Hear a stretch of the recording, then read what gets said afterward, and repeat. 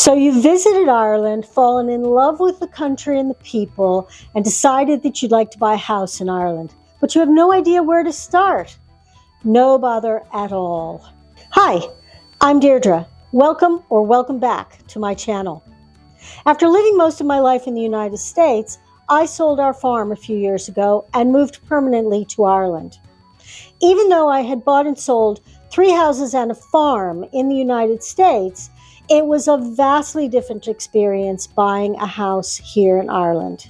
So by the end of this video, you're going to know exactly what to expect if you're looking at property here. Stay with me. There are 3 main points we're going to cover today. The first is finding your property. The second is working with an estate agent. And the third is the actual buying process. So let's dive in. Starting with number 1, finding your property. Where do you start? The best place to start is the most obvious, right on your computer.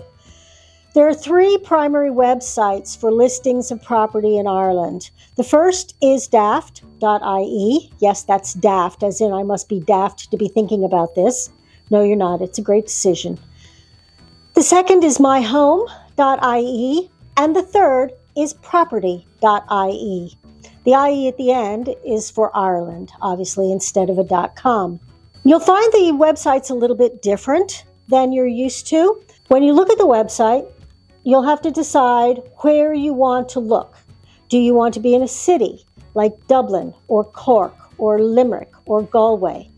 Do you want to be in a town or a village? Or do you want to be in the country? Now, if you want to be in a town or village, you can actually filter by county. So let's say you look at County Limerick, for example. You put in Limerick, a drop-down menu will come down and you'll be able to see all the towns and villages in Limerick. So you can pick. You can add Croom or Adare or Kilfinny or Cadimo. And then it'll give you all the listings of properties in those 4 towns. You can list by price, obviously, lowest and highest. And you can also list by the type of property that you're interested in. Now, this is important because these might be a little bit different than you're used to. The first type of property is a detached house. A detached house is a single-family dwelling, standalone. It could be in a city. It could be in a town or village. It could also be in a housing estate, which is what we call a development or a subdivision. It could also be in the country. And if you purchase a freestanding house, if you purchase a detached house in the country, you might get a small field or a paddock with it. Also some outbuildings, also called out offices, like a garage or a shed or even a stable. You'd have a pony or a few sheep. Those cute little black-faced sheep, that jump, they're very cute. We have them here. The second kind of house, that's probably the most popular house here, is a semi-D or a semi-detached house. Now, a semi-detached house is a single building. It's divided straight down the middle. It has 2 entrances, 2 gardens, usually in the front and the back, 2 separate drives to come in, and it houses 2 families. So they share one common center wall. These houses are really popular. You'll find them in cities. You'll find them in towns and villages. You'll find them in every single housing estate that they're building in the country right now. They're so popular. You won't find them too much in the country. That's the only thing.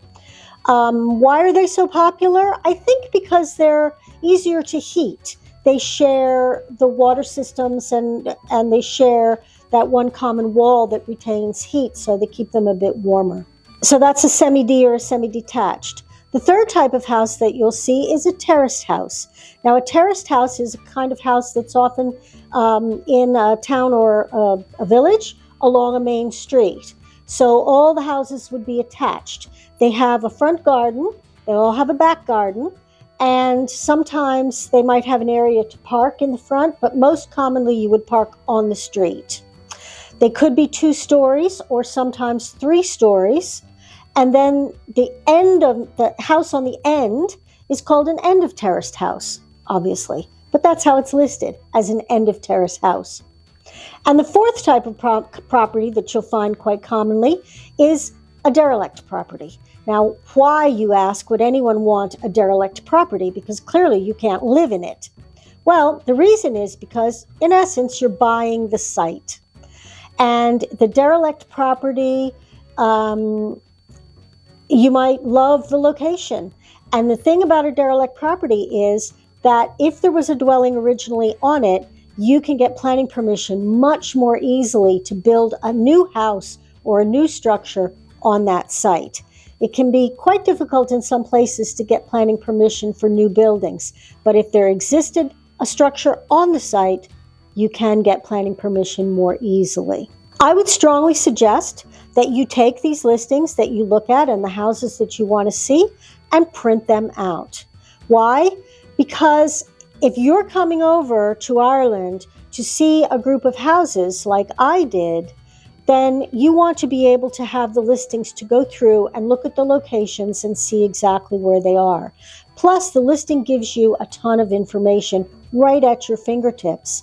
It gives you the address of the house, it gives you the air code, it gives you the office of the listing agent, it gives you the name of the listing agent, which is really important, which we'll talk about in a minute, and it gives you a description of the house. So when you're looking at the house, it makes it easy to have something on which you can write notes and make notations about what you've seen or what you're thinking at the time.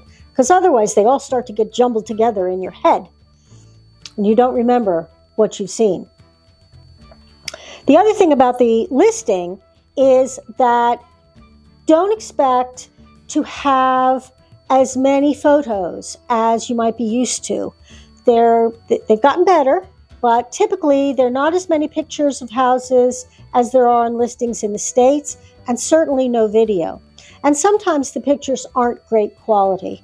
When I was looking at houses, sometimes there were houses, the beds were unmade, there were dishes in the sink, television was on, or the rooms were dark. The quality wasn't great. Now again, they've gotten better, but you might come across something like that as well. Don't be surprised. So now you've found your property and you're ready to start working with the listing agents. This is where things really, really get different. So in the States, for example, you could be out for a Sunday drive and pop into a real estate office and say, oh, hello, we're looking at houses in the area. We might like to see something. And they'll bring out a listing book and they'll show you myriad houses if you want to see them. That does not happen here. The listing agents are seller's agents. They list the house for the seller, and it's almost impossible to find a buying agent. You might get one in Dublin or in Cork. The rare agent will be a buyer's agent, but most commonly it's seller's agents all the way. So let's say you were to come into my town of Dungarvan and you saw 4 houses that you'd like to see, and they were all listed by one estate agent's office, but 4 different agents. You have to make an appointment with each one of those 4 different agents in order to see those houses. One agent will not take you to see all 4. Just doesn't happen. So I would strongly suggest getting online, making your appointments ahead of time. When I came over, I came for 2.5 weeks with the intent of finding a house. I had a list of 25 houses that I wanted to see.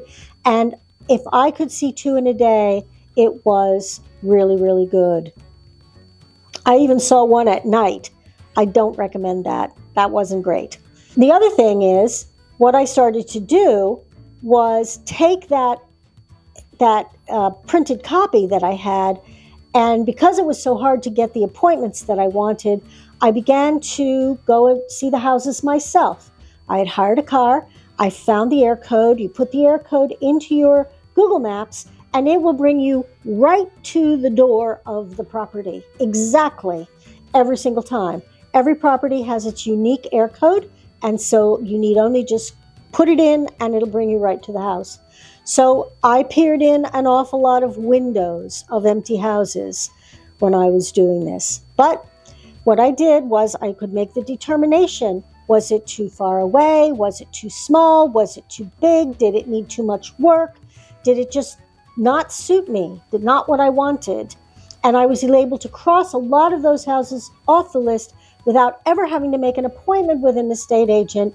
And that enabled me to actually get to see the ones that I wanted to see. So you can't tell by the pictures. You have to go and see them.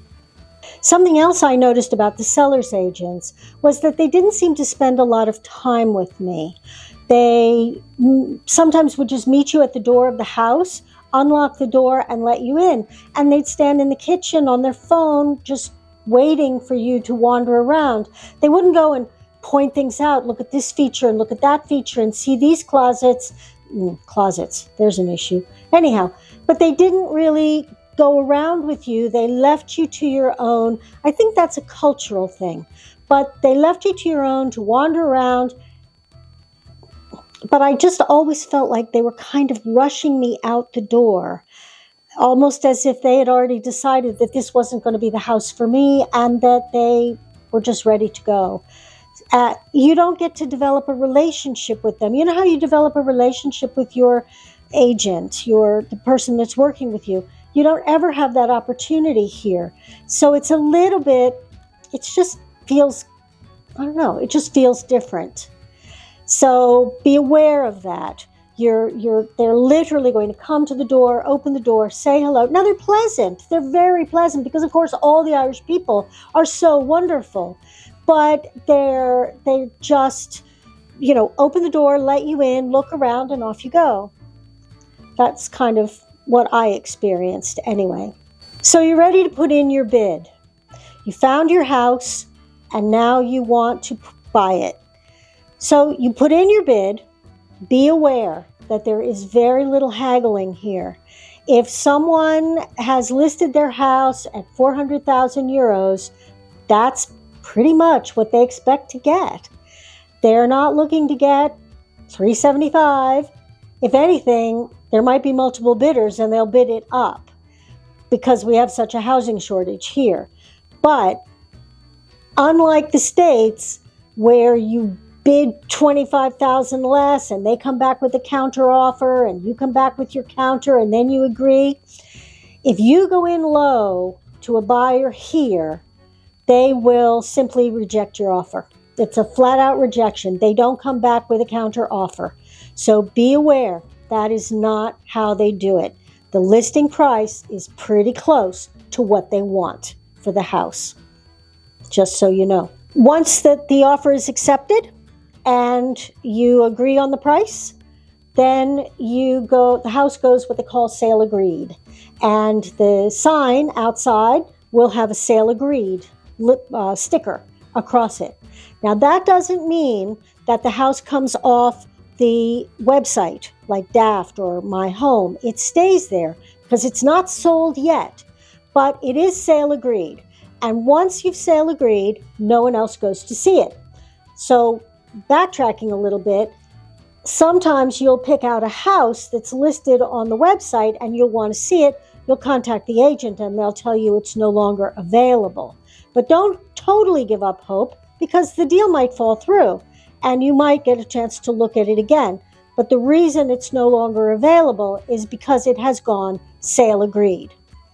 So when it goes sale agreed, that's the time that you put in your deposit and you contact a solicitor, an attorney, solicitor here, to help you draw up the papers. You also, at this point, are going to get an engineer. Now, for me, coming from the States, I didn't have a solicitor in this area. I certainly didn't have an engineer to do an inspection. So I will say that the seller's agent was very, very helpful for me. I asked them to give me the name of a solicitor. They gave me 3, and I picked one. He was so helpful. And he gave me the name of an engineer who came out and did the housing inspection for me. Now, again, another thing. The last housing inspection I did when I sold our farm, the inspector was there for 3.5 hours. He ran all the water. He tested all the tanks. He looked at the roof. He crawled in the attic. None of that here. The agent, I was not present because obviously I was in the States. I was not present, but He looked at the property, looked at the boundaries, examined the roof, checked a few things, didn't talk anything about any appliances working. I am on city water and city sewer, so he made comment about that, but didn't tell me anything about their functionality. Basically said the structure was sound and was very kind of a simple.